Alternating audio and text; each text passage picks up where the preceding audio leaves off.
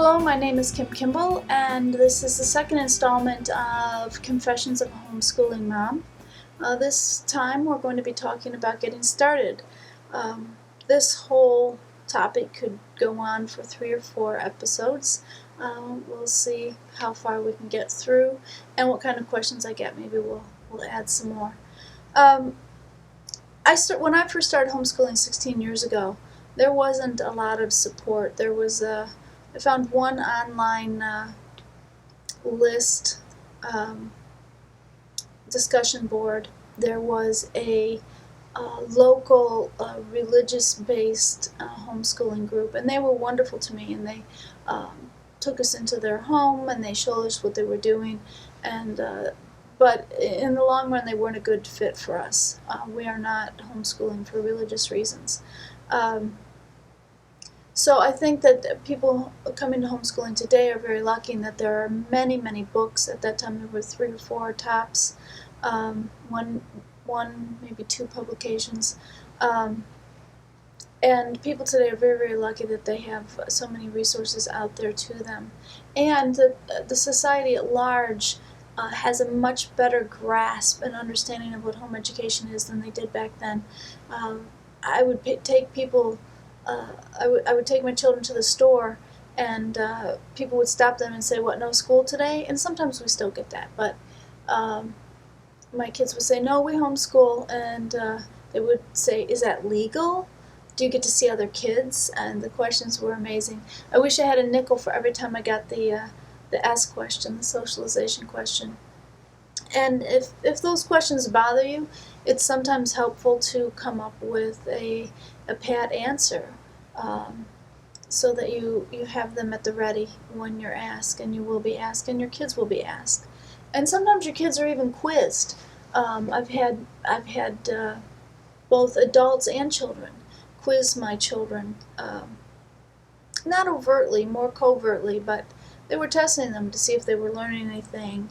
And one time my son, who's not very good at his multiplication facts, though he's very good at concepts, didn't know the answer to 6 times 7 quickly off the top of his head, and he's still agonizing over that. And sometimes I've found that homeschooling children do, not all, but some homeschooling children do have a fear of whether they are keeping up with their peers in school.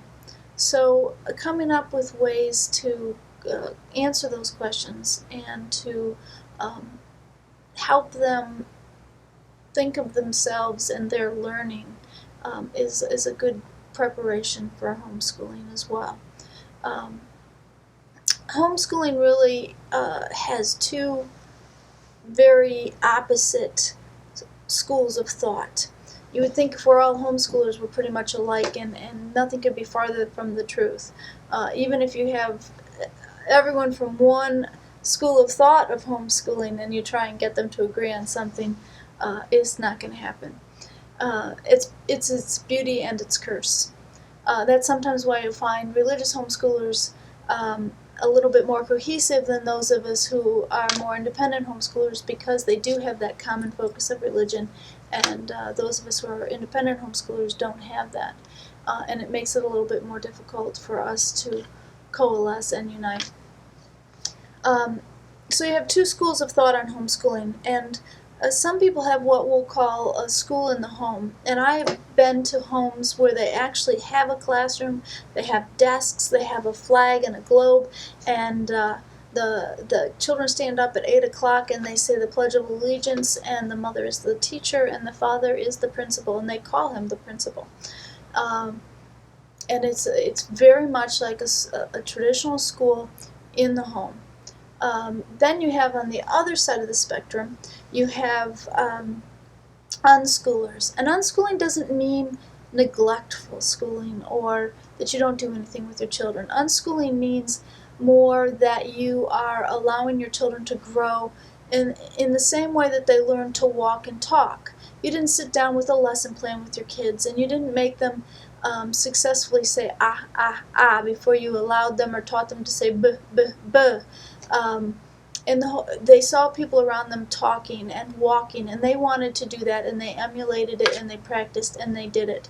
And the ideas behind unschooling is that if we create a rich environment for our children and we facilitate for them and we follow their lead, that they will get what they need and what's right for them, and grow without and learn without all that coercion of the school and the homers. I have to say that I've seen amazing children come out of both environments, truly amazing children. I can't really say that one is better than the other. I think most homeschoolers are probably somewhere in the middle. I know that we are. When my kids are young, it's a lot of free play and a lot of just activities, and I don't do a lot formally with them. As they get older, we begin to do more and more formal work.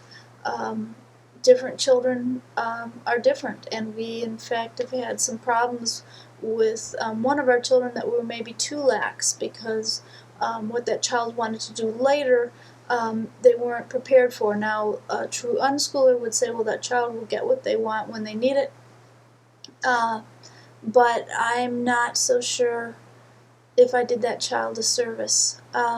So every kid's different, and you learn as you go. The other thing I want to talk about getting started is talk to as many other homeschoolers as you can, do some reading, relax, I should say that every other word, relax, and allow it to unfold and happen, and be willing to change.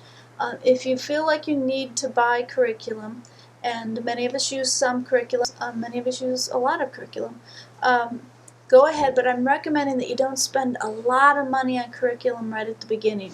Go slowly. I know so many people that have gone out there right off and bought all this curriculum and had these great plans because they thought that they were going to get through it all, and in fact at the end they have guilt because they've wasted all this money.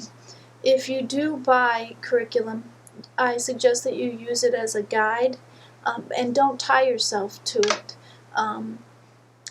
Be open to changing and evolving, and say, this isn't working for us, let's just do a few pages of this and not the end of chapter questions, or let's skip this chapter because we've already done it. However, but be very flexible whenever possible. So those are some basic ideas about getting started. There are many, many more. There's Home Education Magazine. There are many, many websites. There's more curriculum out there than you can possibly begin to research, let alone use.